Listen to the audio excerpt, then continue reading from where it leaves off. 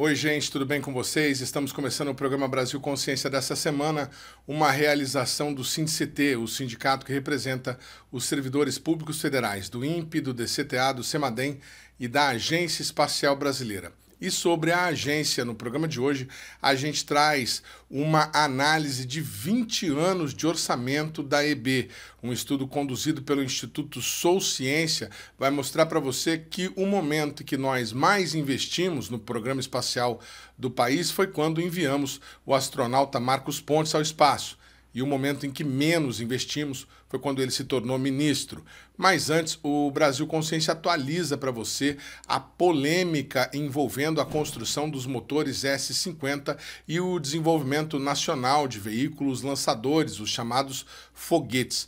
Você que acompanha o nosso programa sabe que nós trouxemos com exclusividade há algumas semanas a entrevista com o diretor de engenharia da empresa MacD, afirmando que a empresa dele pretende produzir o próprio motor S-50 no desenvolvimento de um novo foguete chamado Rato.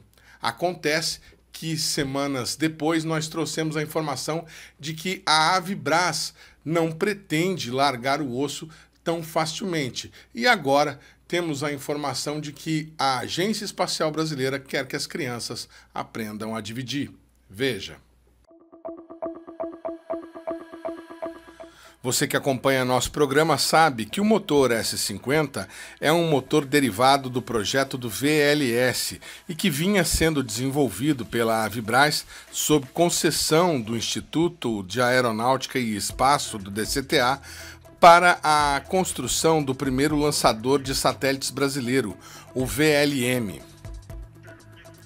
Antes do lançamento do VLM, porém, é necessária a realização de testes com uma versão menor do VLM, no caso, o VS-50. Como mostramos aqui no nosso programa, a aeronáutica pretendia usar o VS-50 como veículo de testes para um outro projeto, o 14X, veículo hipersônico que o IEAV, Instituto de Estudos Avançados da Aeronáutica em São José dos Campos, vem estudando desde 2008.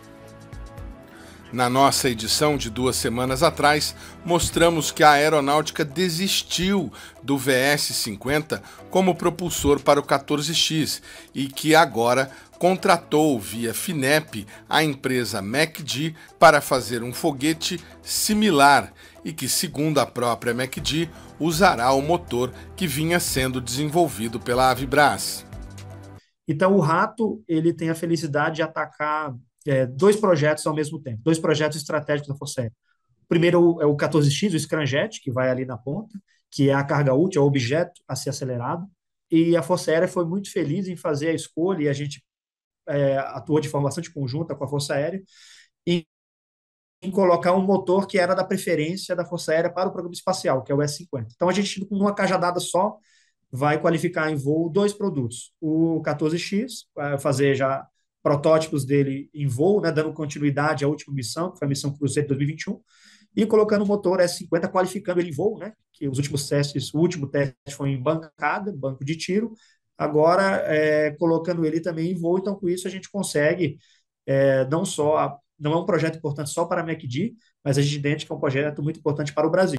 O representante da MacD, entrevistado pelo nosso programa, deixou claro que a aprovação da proposta incluía o posicionamento da empresa em ser gestora completamente do projeto, incluindo a construção do próprio motor S-50, e que até equipamentos do IAE que estão na Avibras atualmente deveriam ser removidos.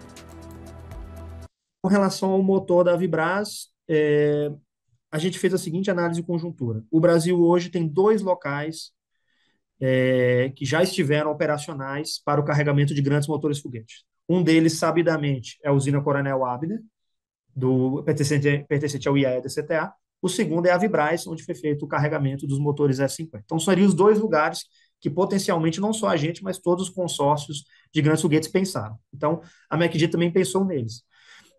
Há um pequeno problema, os dois não estão operacionais hoje.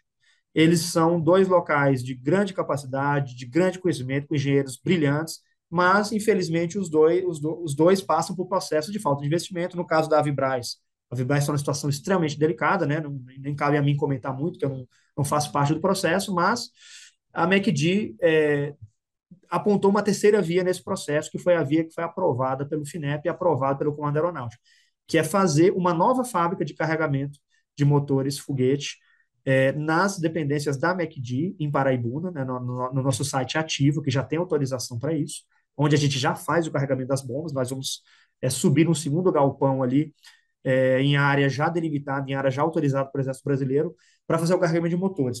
E por que isso? Para dotar o Brasil novamente de uma fábrica privada operacional de motores foguete no geral. Não só grandes motores, que é o caso do S-50, os demais motores de grande porte do IAE, também a gente também se tornou à disposição para os demais consórcios de foguete para carregar os estágios dos motores dele também, mas carregar calibres menores, foguetes mais de uso militar, 70 milímetros, 122 milímetros, calibres de uso de artilharia no geral. O projeto do motor S-50, ele foi concedido pela Aeronáutica, pelo IAE, à Avibraz. Para que vocês produzam, vocês vão fazer um novo acordo com a Aeronáutica?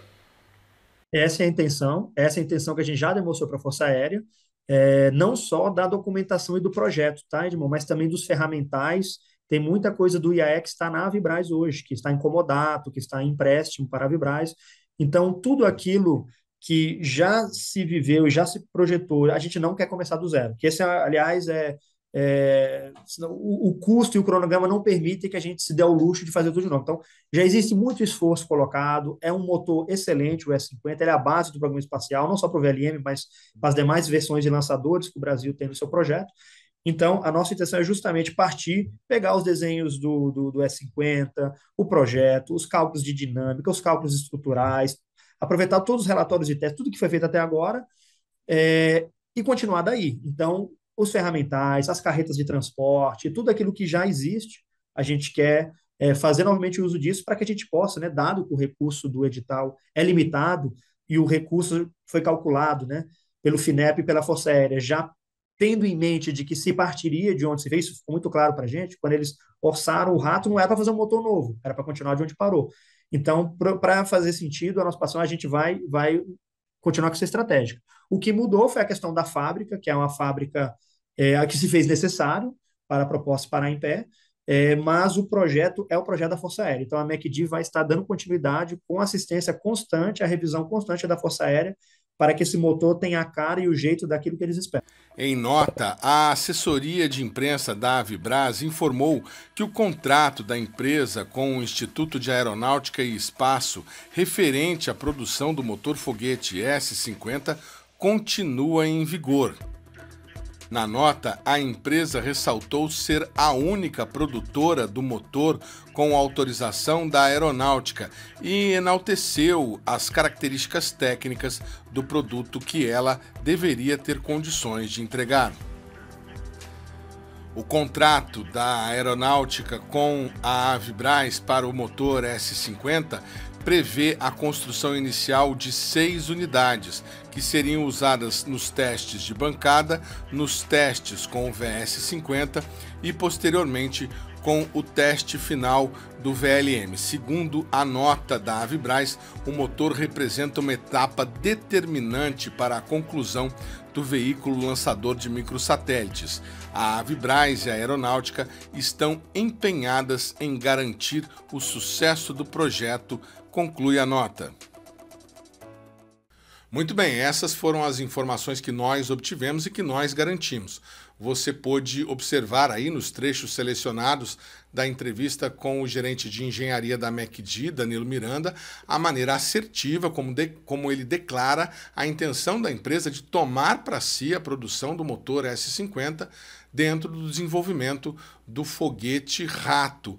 E na mesma entrevista, o Danilo também afirma que essa intenção, somada à ideia de fazer uma fábrica de motores, de carregamento de motores dentro da unidade da MacD em Paraibuna, faz parte de um projeto para que a própria MacD atue no VLM, o veículo lançador de microsatélite, que seria feito na usina Coronel Abner. Está na entrevista, e para aqueles que imaginam que nós poderíamos ter distorcido aquilo que o Danilo disse, se é que isso seria possível, estamos disponibilizando a íntegra da entrevista na nossa página, na página do Brasil Consciência no YouTube. Muito bem, na última semana, o site ou a página Foguetes Brasileiros, a revista eletrônica Foguetes Brasileiros, replicou uma nota da Agência Espacial Brasileira obtida via LAI, Lei de Acesso à Informação. No artigo que contém a nota, a revista desmentiu as nossas afirmações e disse que a FAB não desistiu do PEB nem da Avibraz e que o jogo segue como antes. A nota da EB diz o seguinte: em atenção ao seu pedido de acesso à informação, encaminha-se resposta recebida com análise da área técnica responsável pelo assunto.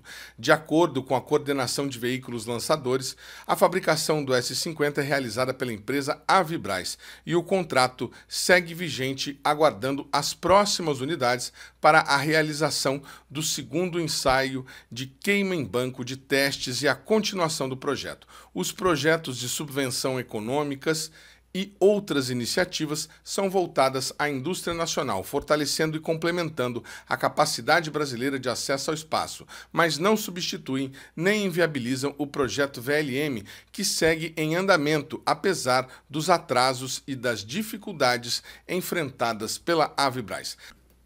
Muito bem, essa é a reprodução da nota atribuída à Agência Espacial Brasileira, que foi divulgada pela revista Foguetes Brasileiros. Nós, do Brasil Consciência, somos defensores do direito e da liberdade de imprensa e da forma democrática como diversas fontes podem apurar a mesma notícia para chegar a um senso comum, mas temos que fazer algumas considerações a respeito do artigo. Primeiro, que nós não afirmamos em nenhum momento do nosso programa que a FAB estava desistindo do Programa Espacial Brasileiro, e a gente desafia quem quer que seja a trazer esse trecho a público. O que nós dissemos é que a Força Aérea estava desistindo do VS-50 como propulsor do 14X no teste que o veículo hipersônico precisa fazer, e que essa decisão era maior do que o próprio teste com o 14X e impactaria no restante do programa. É óbvio, uma vez que a MacD consiga constituir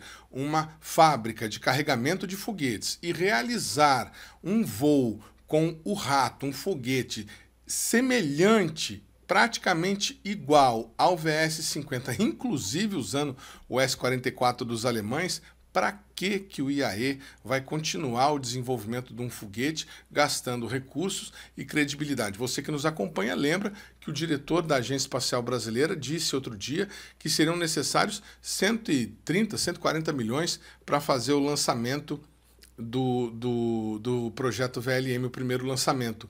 E a gente ainda tem a informação de que o teste último, em junho, com o motor S-50 foi suspenso por falta de condições de segurança na usina Coronel Abner, que precisa de investimentos para ser modernizado. Então, há ainda a necessidade de gastar recursos com a usina que nós nem sabemos quanto é. Enquanto isso, a MacD está oferecendo de fazer o primeiro estágio do VLM, ou seja, o VS-50, um foguete similar, por 117 milhões, incluindo uma fábrica de carregadores de foguetes.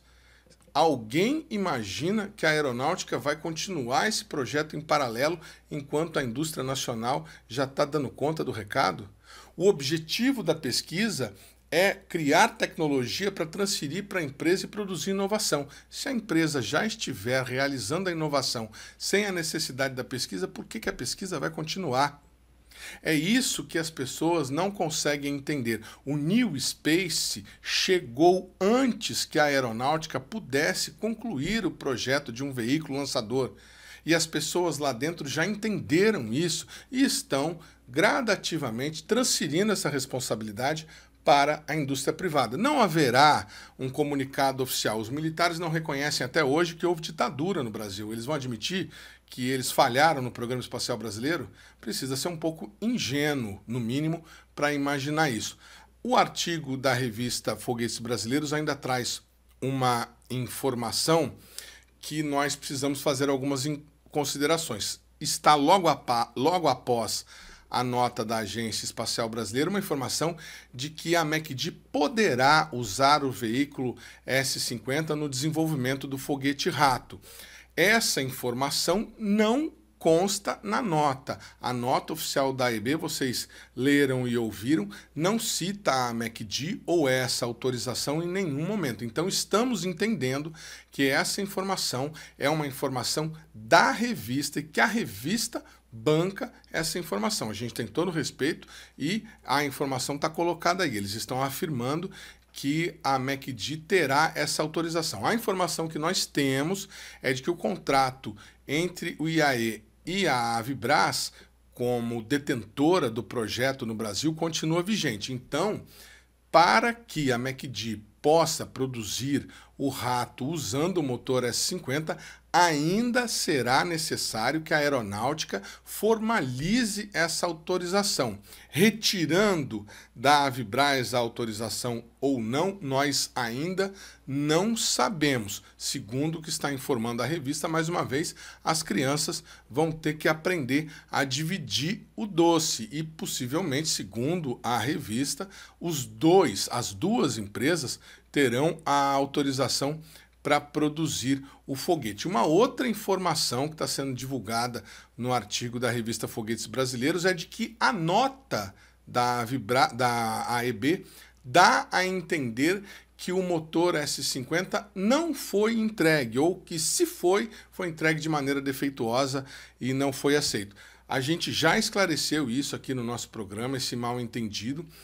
Em janeiro último, quando havia a divulgação do cronograma de testes com S-50 e a incerteza por conta de um ano de greve da Avibraz, nós entrevistamos o presidente do Sindicato dos Metalúrgicos, que nos deu a informação sobre o carregamento do motor S-50. A fábrica está sob gestão operária e tudo que acontece lá dentro é de informação do Sindicato dos Trabalhadores. Reveja. Sobre o carregamento do motor, como é que está funcionando hoje o nosso movimento grevista? O sindicato está lá na porta da fábrica todos os dias. Tem uma barraca do sindicato em frente à Avibraz já tem 2 anos. Tudo que entra e tudo que sai é só com autorização do sindicato. É o que a gente chama de controle operário. Agora, qualquer pedido extraordinário que tem, a empresa apresenta para o sindicato o que é, qual é o setor que precisa, a gente convoca uma assembleia e na assembleia decide se vai, de que forma vai, como vai, o tipo de revezamento. Ano passado, teve um contrato da Avibraz com a Malásia, 1.200 foguetes. Nós fizemos uma assembleia, discutimos um revezamento entre os trabalhadores entraram, foi cerca de 2 meses de produção para pagamento de 3 folhas salariais para todos os trabalhadores da fábrica. Então, é até um modelo de alta gestão, né? Nós que defendemos uma sociedade socialista até utilizamos esses exemplos, por quê? Aí é o caso da Avibraz, mas isso vale para qualquer empresa privada. O João Brasil é o dono da Avibraz, tem 98% das ações. Se você coloca dentro da fábrica o João Brasil junto com os gerentes, eles rodam a fábrica? Não. Agora, se a gente faz o inverso, tira o João Brasil, tira os gerentes, os trabalhadores com a mão de obra qualificada e técnica, fabricam os foguetes. E aí a gente sabe como funciona numa empresa privada. No caso, o dono, os acionistas, eles ficam com uma parte da fatia do bolo super grande, enquanto a fatia que vai para o trabalhador ela é pequenininha. Por isso que a gente fala que sim, o trabalhador ele merece ter uma vida mais justa. Esse sistema capitalista ele é injusto, porque o patrão, o João Brasil, que tem 98% das ações, ele precisa vender o violão? Ele precisa vender a bateria? Ele precisa vender o seu apartamento? Não. Todo o dinheiro acumulado, a Avibraz ganhou muito dinheiro, principalmente de 2015 a 2019. Bilhões de lucratividade. Ele está na vida boa dele, enquanto esses cerca de 1.000 trabalhadores está nessa situação angustiante. Então, esse é o sistema capitalista. E essa greve, ela nos coloca vários aprendizados, e um deles é essa autogestão do controle operário que tem hoje na Avibras. Então, qualquer pedido passa para o sindicato. E o sindicato faz a assembleia e decide conjuntamente se sim, se não e de que forma que vai ser. E seja a empresa australiana, que é o que está desenhado, ou qualquer outra que vinha assumir, tem que saber que aqui existe um sindicato de luta e aqui existe os trabalhadores que são organizados junto com a nossa entidade. Então venha sabendo que aqui vai ter luta, com certeza, vai seguir tendo. Dentro do capitalismo não tem vida fácil para o trabalhador, a nossa vida é de luta todos os dias. Mas sobre o motor, vocês chegaram, a empresa pediu para carregar o motor S50? Fez, mandou por escrito o pedido, aí o sindicato em assembleia discutiu. Não é uma quantidade muito grande, foi cerca de 40 trabalhadores para executar esse serviço, e foi por um período curto, cerca de 15 dias, os trabalhadores foram e fizeram esse carregamento, sim. Muito bem, esclarecido isso, então agora a gente precisa juntar as pontas dessa história. A MacD diz que quer produzir um foguete semelhante ao VS-50, inclusive usando o motor S-44, com autorização da aeronáutica. Depois, a Avibras diz que ela é a detentora do direito de produção do S-50 e que continua a parceria com a aeronáutica no desenvolvimento do VLM. E agora a revista Foguetes Brasileiros diz que a MacD até poderá usar o S-50 em seu projeto. Nós já trouxemos aqui diversas vezes no nosso programa declarações do nosso colaborador, ex-funcionário do IAE, aposentado, que diz o seguinte: onde estão os adultos na sala? Quando, como e onde a aeronáutica e o IAE irá informar a Avibras sobre a condição ou não da MacD de produzir o S-50? Qual será o papel do IAE uma vez que a MacD comece a dar conta de fazer a integração dos foguetes? Carregar e produzir tanto o VS-50 quanto o VLM. E outra pergunta: qual é o problema com a usina Coronel Abner? Todas essas questões a gente gostaria de ter respondidas, mas a gente há meses tem feito questionamentos ao DCTA, à Força Aérea Brasileira, ao IAE, e não recebemos resposta alguma. Mas conseguimos encontrar uma informação sobre a usina Coronel Abner. Um relatório de gestão do IAE do ano passado aponta que em dezembro foi feita a retirada de 4 toneladas e 100 quilos de propelente que estariam dispersos no chão da usina Coronel Abner. Nós não temos condições de dizer se esse propelente todo, se essas 4 toneladas estariam num único local, formando um grande morro, estariam dispersas em vários galpões. Nós já estivemos na usina Coronel Abner, você que nos acompanha já viu a reportagem que nós fizemos lá, e mostramos que lá há vários galpões. Nem todos, porém, manipulam propelente de maneira a poder fazer essa dispersão no chão. Nós não temos mais informação, mas informação que nós temos, garantida por documento oficial do IAE, é que foram retiradas 4 toneladas e 100 mil quilos da usina no último mês de dezembro.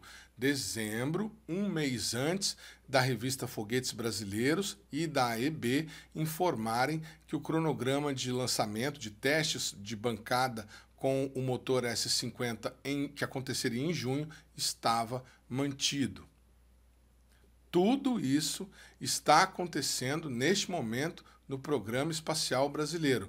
Nós não sabemos se a MacD poderá usar o S-50 para fazer o rato, nós não sabemos se a usina Coronel Abner terá condições de fazer o teste em bancada com o motor S-50 que já foi entregue. Nós não sabemos qual será o papel da usina Coronel Abner caso a MacD consiga concluir a usina de carregamento deles, a fábrica de carregamento deles em Paraibuna, e nós não sabemos qual será o papel do IAE se a iniciativa privada, se a MacD começar a fazer os foguetes do Brasil.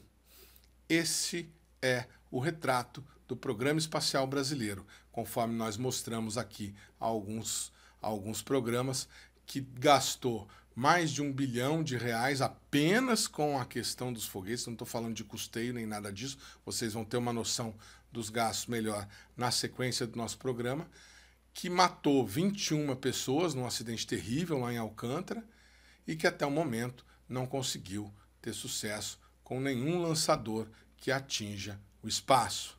E nós estamos nessa incerteza se um dia ainda teremos. O programa Brasil Consciência vai para um rápido intervalo e, na sequência, você confere uma análise do Instituto Sou Ciência sobre o orçamento da Agência Espacial Brasileira em 20 anos. É um instante só, não sai daí.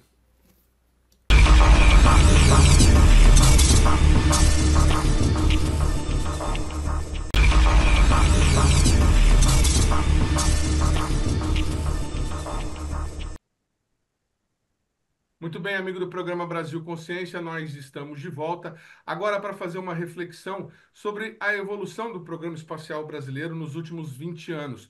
Um trabalho de iniciação científica realizado por um aluno da Unesp de Bauru revelou que o programa espacial brasileiro retrocedeu em 20 anos até o ano de 2022, pelo menos considerando o volume de orçamentos, o volume de recursos destinado pelo orçamento à Agência Espacial Brasileira. O aluno é o Denison Guimarães do Carmo, que agora está cursando mestrado, que foi orientado pela doutora Mariana Moura, que nós já entrevistamos aqui, doutora em ciências e que é bacharel, inclusive, em relações internacionais. Eu quero agradecer a participação de vocês dois aqui no nosso programa e começar perguntando, né? Não tem como não começar essa entrevista mostrando esse gráfico interessantíssimo que tem no trabalho, que mostra essa evolução dos recursos do Programa Espacial Brasileiro e depois essa queda vertiginosa até 2022, onde o programa atinge um nível de recursos igual lá atrás, em 2002. Boa tarde, obrigado por vocês terem atendido o nosso convite. E eu vou começar com o Denison. Denison, me diz uma coisa, por que esse interesse de fazer iniciação científica com dados orçamentários da Agência Espacial Brasileira? Boa tarde, Edmundo. Boa tarde, Mariana. Eu agradeço aí, né, pelo convite, pela oportunidade de estar aqui tratando, né, de políticas públicas para o setor espacial, né? Eu sempre tive uma proximidade com o setor aeroespacial, né? Tanto é que na minha graduação eu sempre fui voltado para a área da astronomia, tecnologia, exploração espacial. E de grande maioria das vezes, né, quando a gente vai buscar informações, né, ou até mesmo missões espaciais, né, produtos e coisas do gênero, né? A gente só encontra, em grande maioria, informações das agências espaciais europeias, né? Estadunidense, japonesa, né?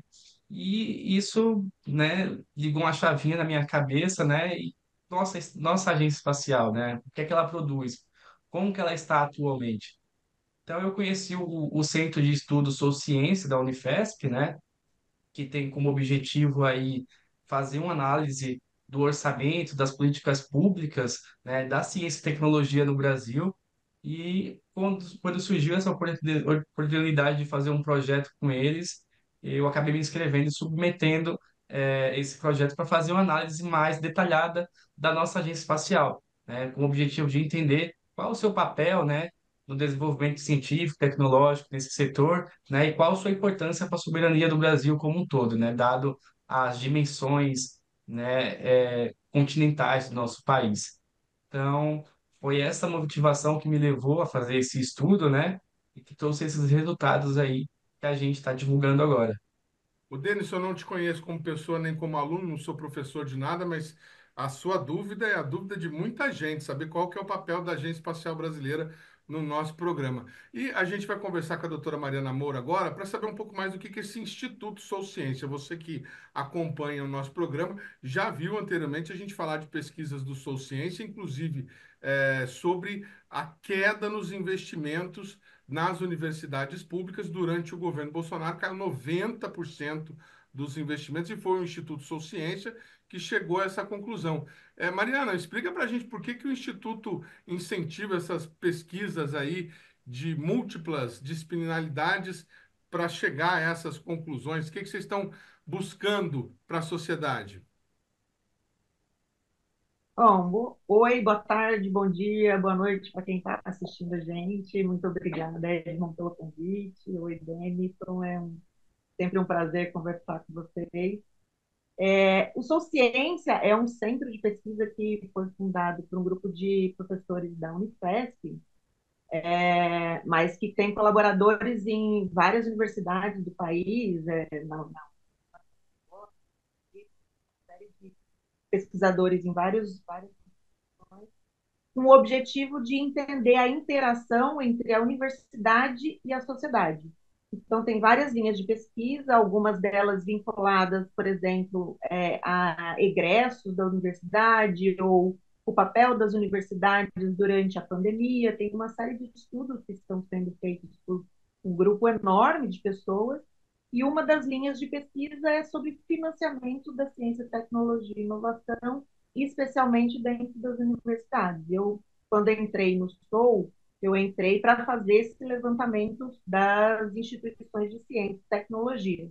Então, a gente fez, como você falou, a gente, né, inclusive já falamos sobre isso aqui no programa, um levantamento sobre todas as instituições, as chamadas instituições típicas de ciência e tecnologia federais, né, no Brasil, e detectamos queda orçamentária em todas elas, especialmente de 2013 para cá, com exceção de duas instituições que tiveram aumento orçamentário, especialmente, por exemplo, a Fiocruz, que teve, né, um aporte em função do desenvolvimento da vacina durante a pandemia, mas fora a Fiocruz e uma ou duas instituições, todas tiveram uma queda bem expressiva durante os últimos anos, em termos de orçamento repassado pelo governo federal. E esses estudos foram feitos até o ano de 2022, só para deixar claro, 23 e 24 a gente está fazendo esse levantamento agora, deve publicar em breve. E quando o Denison entrou para a nossa equipe, o interesse dele era especialmente o programa espacial, como ele falou aqui, e a gente se debruçou um pouco mais sobre as instituições, as unidades vinculadas à AEB, Muito Agência bem. Espacial Brasileira. Denison, eu sei que vocês são os pesquisadores, vocês gostam de fazer tudo início, meio e fim, mas a gente que é jornalista, a gente começa pelo fim. Vamos mostrar o gráfico que eu citei agora há pouco, os valores investidos, o orçamento, é bom dizer, esse foi o orçamento real, aquele que foi gasto, Liquidado, né, Denison? O valor liquidado. que Isso. saiu dos cofres públicos para o Programa Espacial Brasileiro. Então, vocês estão vendo lá, apenas para quem tiver com dificuldade, obviamente o gráfico é autoexplicativo, comecinho da linha lá no ano 2000, em pouco mais de 50 milhões de reais, né? É a métrica do gráfico, e aí ele vai até lá 2022, voltando a praticamente o mesmo valor. Tem esse ponto, esse pico, essa parábola aí, que é num momento interessante, eu vou perguntar para o Denis. Você identificou, Denison, o que foi esse momento de entusiasmo aí com o Programa Espacial Brasileiro? Tem alguma coisa a ver com a reconstrução de Alcântara?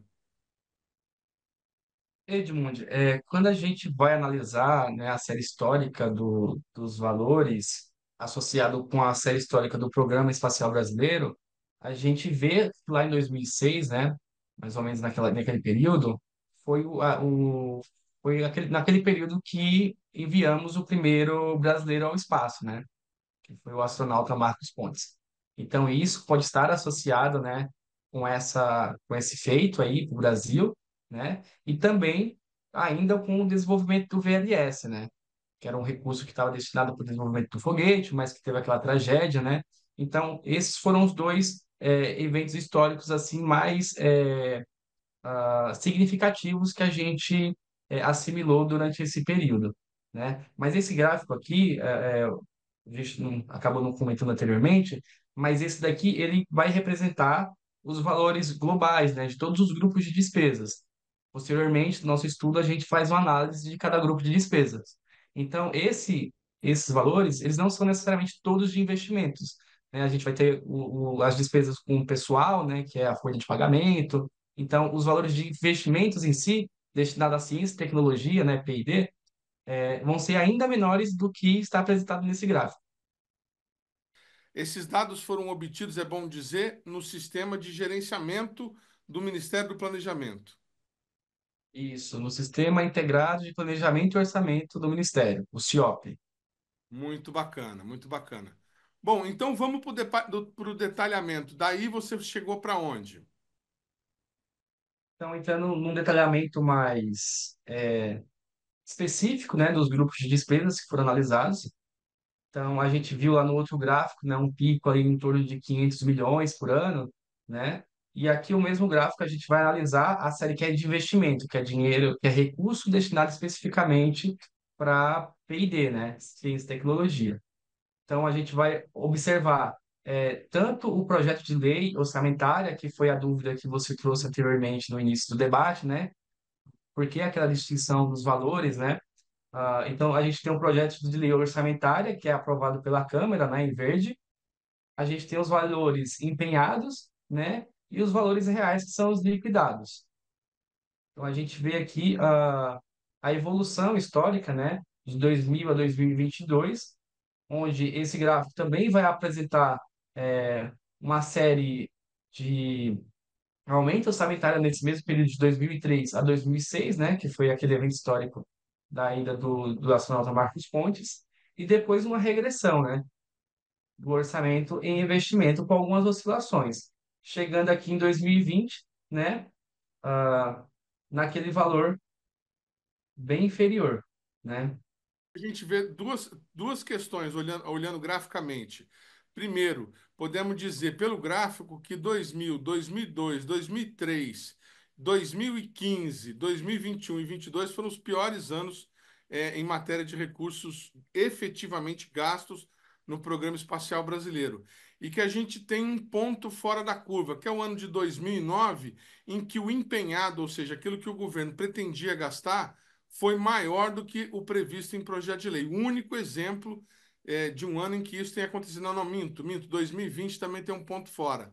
Então, 2009 e 2020, dois momentos em que o empenhado, aquilo que o governo se comprometeu a gastar, né, contratou, foi maior do que o próprio projeto de lei, do que a própria LOA, né? Só esses dois casos. Pois não, pode seguir. Desculpa ter te interrompido. Deixa eu só te fazer um comentário do ponto de vista do rito orçamentário. É proibido pela Lei de Responsabilidade Fiscal você fazer um empenho de um recurso que não tenha sido aprovado pelo Congresso Nacional. Então, esses dois pontos aí, provavelmente, são dotações orçamentárias extras que vieram do próprio Congresso Nacional, aprovado pelo próprio Congresso Nacional. É uma Isso, suplementação quando que orçamentária. Fizeram uma suplementação, algum remanejamento de recurso. exatamente. E quando que isso acontece? Quando a instituição percebe ou sente na pele o nível baixo do orçamento que foi aprovado para ela originalmente. Então, só para a gente lembrar, alguns anos atrás, a gente teve no CNPq um orçamento aprovado que não dava para o CNPq pagar bolsas que já estavam contratadas até o final do ano. Então, teve manifestação na rua e tal, o Congresso Nacional fez uma suplementação, em 2019, se eu não me engano, teve uma suplementação para que o CNPq pudesse empenhar um recurso maior do que o que tinha sido aprovado originalmente pelo Congresso Nacional. Então, esse empenho maior do que o projeto, né, a dotação inicial, é provavelmente uma necessidade demonstrada pela instituição de que o recurso aprovado não tinha sido suficiente para que ela executasse os projetos já contratados. O programa Brasil Consciência vai para um rápido intervalo e, na sequência, a gente traz mais informações sobre a vertiginosa queda no orçamento da EB. É um instante só, não sai daí.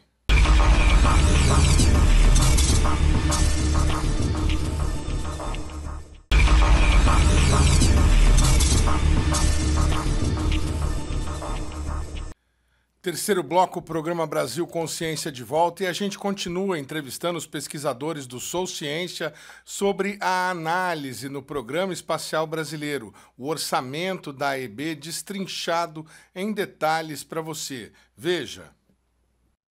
Então, dando prosseguimento, né, o segundo grupo de despesas que a gente vai analisar são as despesas correntes, né? Então, a gente também consegue observar aqui, né, um salto também similar àquele que a gente verificou anteriormente. Então, durante todo esse período vai ter aqui um aumento orçamentário, né? E depois uma regressão, né? ah, bem, bem, bem evidente, né? E essas outras despesas correntes são relacionadas a como é que eu posso dizer, né? A manutenção, né? Da agência, né? Das bases de lançamento, não apenas de Alcântara, mas também da Barreira do Inferno, do Rio Grande do Norte, né? Das outras instituições que estão vinculadas, escritórios da IB, a própria IB em Brasília, enfim, né? Então, são as despesas de manutenção. E aqui a gente vai avaliar agora o pessoal em cargos sociais, né? Que está associados aos salários dos servidores, né? Da agência, convênios. Então, a gente vê aqui quase que uma constância, né? Mas nos últimos anos teve aqui, né? O liquidado teve um salto maior, né? Assim como o projeto de lei orçamentária, e vocês podem observar que o empenhado ele está bem, né? Definido junto com o liquidado. Então, é uma estabilidade aí do valor empenhado e liquidado, sendo necessário algumas suplementações, né? Acima do projeto de lei orçamentária, né? E acredito que isso vai mudar bastante, porque agora vai haver contratações da EB também, não apenas da EB, mas de outras instituições. Então, a gente pode até observar que os menores valores, né, são os de pessoal em cargo, que pode representar também, né, na ordem aqui de 20 milhões de reais, né, que é um recurso, assim, digamos, não suficiente, né, para o quadro de profissionais que a agência realmente deveria demandar. Então, de maneira geral, esses foram a fragmentação dos grupos de despesas que a gente destrinchou, né, a partir daquele gráfico inicial que tem a somatória total dos valores da EB, né, e que a gente pode verificar aí, né, valores que são insuficientes dado a importância da instituição para o Brasil, né, para o desenvolvimento científico e tecnológico, para o incentivo à indústria nacional, né, e também a questão das contratações dos servidores, né, que impacta diretamente nesses fatores. Então, de maneira geral, a gente consegue observar aí que a gente parte daquela série do ano 2000 a 2022, né, que tem um valor inicial de 68 milhões, né, e voltamos 20 anos depois, né, 2 décadas depois, a um patamar, né, similar e um pouco inferior, por cerca de 67 milhões, né, que no caso seriam os valores globais. E aí a gente vê uma instabilidade da agência de conseguir colocar adiante, né, as suas missões, o seu propósito de maneira geral, né? Então, ela consegue sim fazer, como vocês bem conhecem, né, fazer ali, manter alguns projetos, né, de lançamento de foguetes suborbitais, né, questão do monitoramento também através do INPE, né, e de outras instituições. Ela também tem parcerias com diversas universidades, né? E eu vou apresentar aqui para vocês um gráfico simplificado do que seria esse sistema nacional de Desenvolvimento das Atividades Espaciais, né, que é o SINDAE, né? Então a gente tem o CLA, né, que é o Centro de Alcântara, que fica no Maranhão, CLBI, no Rio Grande do Norte, DCTA, que já vai ser um departamento militar, né, da mesma forma que o IAE, também o incentivo às indústrias e também a proximidade com a formação de recursos humanos através das universidades, né, fomentando ali a construção de nanosatélites, né, mas a gente vê uma dificuldade também de absorção desses recursos humanos, né. Grande parte das pessoas que são formadas no setor aeroespacial, né, acabam não efetivamente exercendo sua função no Brasil, né, que restam para elas, por exemplo, exercer atividades semelhantes, né, fora do país, né, ou algumas outras áreas da aviação, né, que a gente pode citar, por exemplo, a Embraer aqui no Brasil, né? Então, tem essa dificuldade de retenção de cérebros do país para o próprio desenvolvimento da agência e da tecnologia que ela se propõe a desenvolver. Isso, aqui não há não seria uma ponderação, mas uma distribuição mais igualitária, né? Quando a gente pega o conselho da EB e vai observar as cadeiras, né? São 4 cadeiras militares e uma civil. Então, fica muito difícil também, até para qualquer governante, né, destinar um recurso para a EB e o seu representante civil lá, né, não ter autonomia de destinação de recurso para projetos, né, que não precisem do referendo desses outros conselheiros. Então fica muito uma decisão mais unilateral apenas dos militares, né? A visão que passa é essa. Então foi uma das questões que foi assim comentada no na discussão do setor espacial da Conferência Nacional, né? E que faz bastante sentido, né? A necessidade talvez de uma reorganização institucional da agência, né? Para ter ali as fontes de financiamento, tanto do Ministério da Ciência e Tecnologia, quanto do próprio Ministério, né, da Defesa, né, da Aeronáutica, enfim, e assim por diante, né? Então, existe essa desconfiança, né? Edmond, Edmond,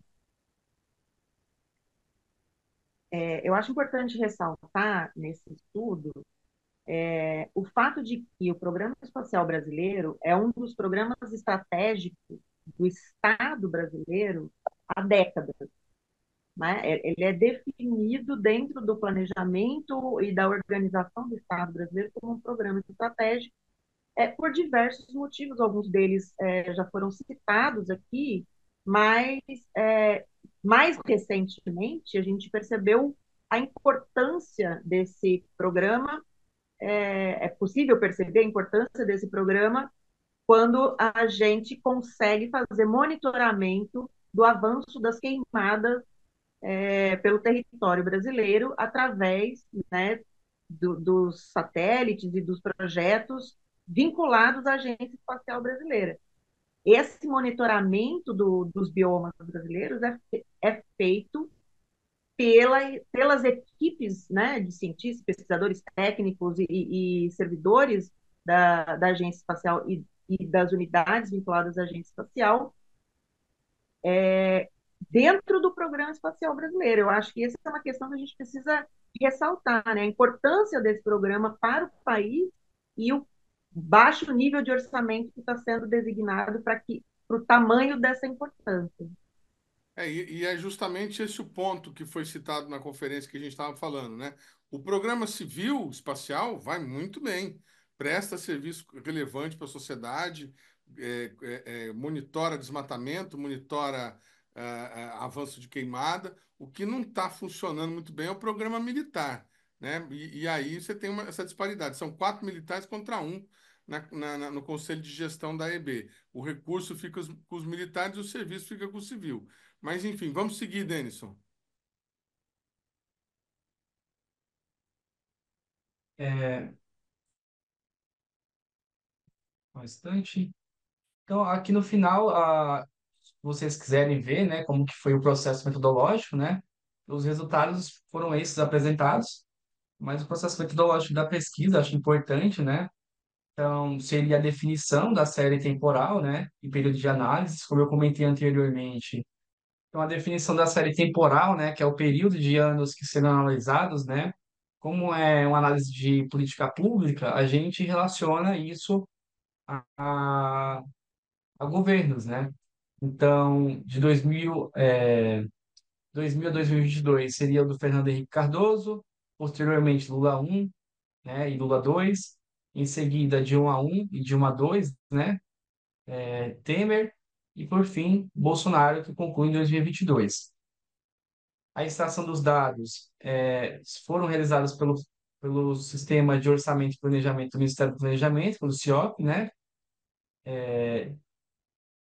e os valores foram corrigidos com base no IPCA de janeiro de 2024, desse ano. E aí, a análise dos indicadores, né, são com relação aos valores empenhados, liquidados e pagos, né? E também a gente fez análise de alguns relatórios, né? Da agência, também do plano estratégico da Agência Espacial, que é o mais recente, né? Do próprio PNAE, do PDI, também do CEA, que é o Centro de Lançamento de Alcântara, né? E aqui foi a parte de sistematização. E aqui também a gente pode observar, né? Entrando agora numa análise mais profunda da destinação desse recurso, né? Que no caso seria com base no relatório deles de 2022, a gente teve acesso a esses dados, né? Que são dados abertos, e a gente pode ver a compartição, né? O compartilhamento desse orçamento para cada setor. Então, aqui a gente tem o desenvolvimento de nanosatélites, né, recursos destinados à formação de recursos humanos, né, por meio da Universidade Federal do Maranhão e da UNB, manutenção de laboratórios como o LIT, por exemplo, que é do INPE, né, mas que recebe recursos da EB, e o LIT ele leva um valor bem considerável, né? Deixa eu ver aqui onde que está. Seria cerca de 20% do recurso global da agência, né? Então, depois, o valor os valores mais despenhados são com relação à manutenção dos centros de lançamento, em segunda do LIT, né? A gente também vai ter aqui o Embrace, né? Que seria o monitoramento do clima espacial, né? E as plataformas multimissões. As plataformas são aquelas plataformas onde, no caso, são liberados os dados abertos, né? Que é um diferencial da IB também com relação às outras agências, né? É a acessibilidade desses dados, tanto para a sociedade como um todo, quanto para a indústria, principalmente o agronegócio, né? Que é o setor que mais se beneficia dessas imagens. E em quarto, temos os voos de veículos suborbitais e operação de satélites, né? Seria 12%, cerca de 8,2 milhões de reais. Então, esses aqui a gente foi analisar, né? Como a gente estava pegando os dados da série histórica, a gente queria entender também, especificamente, como que anualmente esses recursos são destinados, né? Só que, pelo portal de transparência, a gente tem acesso a pouquíssimos relatórios, né? Teria que ter ali, talvez, uma iniciativa de pedir os relatórios anteriores para tentar fazer uma análise global. Mas eu acho que apenas analisando o último ano, que foi o de 2022, né, a gente já consegue ter ideia ali da proporção que é destinada para cada setor, né, especificamente. Então, a gente acho que não vai variar tanto dos anos anteriores, né?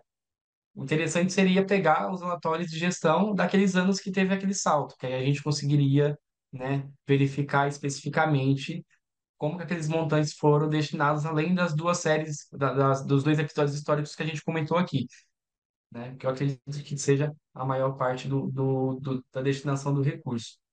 Então, em grande maioria, é isso, né? Eu acho que o objetivo do trabalho é notificar a sociedade, né?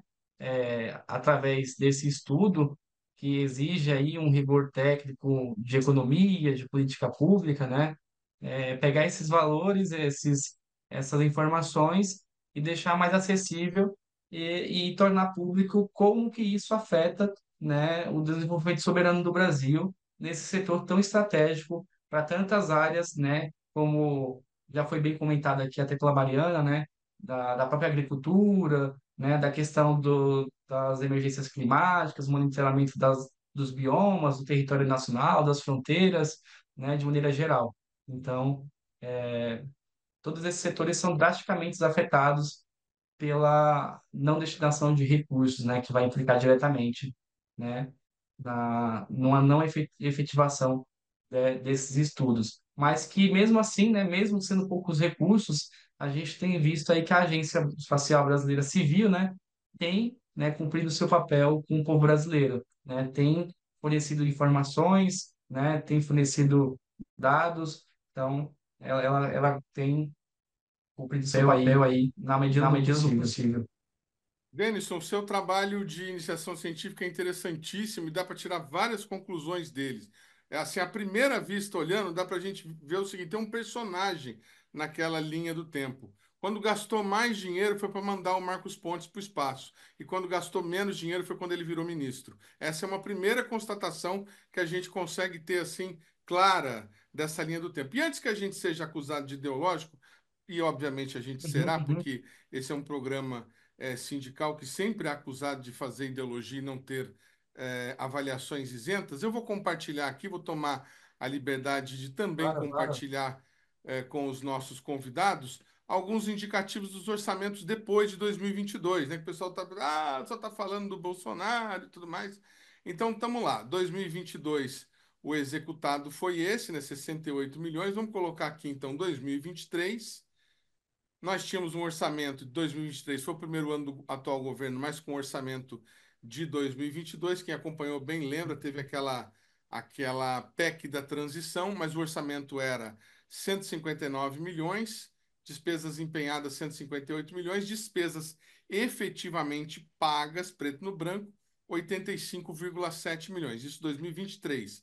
Para 2024, ano em execução, o Denison ainda não fez a análise dos projetos que foram pagos e tudo mais. 135 milhões de orçamento, despesas empenhadas 102 até o momento e efetivamente pagas 44,7 milhões. E um detalhe, né, Denison? Essa é a primeira parte do trabalho. Então, a segunda parte, que você vai comparar esses dados com outras agências espaciais do mundo. Isso, a gente vai estar fazendo um levantamento orçamentário das outras agências, né? Mas, para além disso, a gente quer fazer uma comparação de atividades também, né? Que a gente sabe que o Brasil ele não faz exploração da Lua, nem de outros planetas, né? Mas que é importante a gente também destacar, né? Que a gente tem uma iniciativa muito boa de dados abertos, que não é observado na China, não é observado na Rússia, nem nos Estados Unidos, né? E que as nossas leis brasileiras elas são bem mais democráticas nesse sentido, né? Que o dinheiro público ele é investido e ele traz serviços que estão à disposição de toda a sociedade, independente de quem eles sejam, né? Se eles são pesquisadores civis, como nós, ou militares, né? Ou o próprio governo federal. Então, a gente quer fazer essa comparação tanto orçamentária, né? Que está sendo mais difícil, porque eles não têm sistemas de transparência, por exemplo, a China não tem esse sistema de transparência do recurso, a Rússia tampouco, mas a China tem um CIOP, tipo, exemplo parecido com o CIOP, mas eles não atualizam desde 2018, né? Então tá bem difícil fazer a comparação orçamentária, né? Doutora Mariana, com toda a experiência Exato.